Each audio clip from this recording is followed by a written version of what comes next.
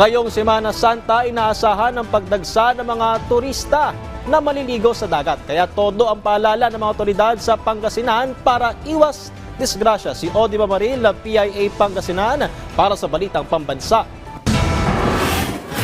Sa pagpasok ng panahon ng tag-init at Kuresma, kung kailan dagsa ang mga naliligo sa dagat, nanawagan ng Pangasinan Provincial Disaster Risk Reduction and Management Office o PDRRMO sa publiko na sundin ang mga panuntunan sa beach safety flags at maging alerto sa pabago-bagong kondisyon ng tubig sa karagatan. Ayon kay Vincent Chu, Operations Head ng PDRRMO, may 3 kulay ng flag na nagsisilbing babala sa kalagayan ng dagat.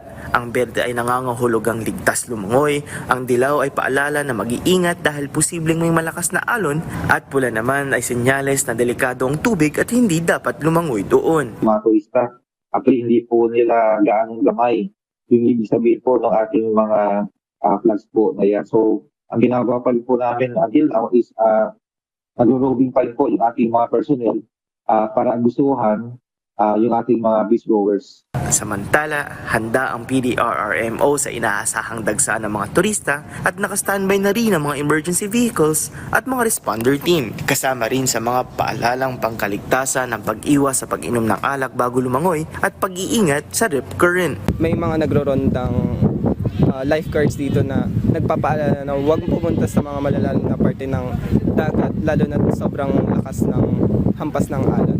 Paalala pa ng PDRRMO na huwag malitin ang lakas ng alon. Maging alerto at lumangoy lamang sa mga itinakdang lugar habang nag-i-enjoy ngayong tag-init. Mula sa Philippine Information Agency Pangasinan, Odi Mamaril para sa Balitang Pambansa.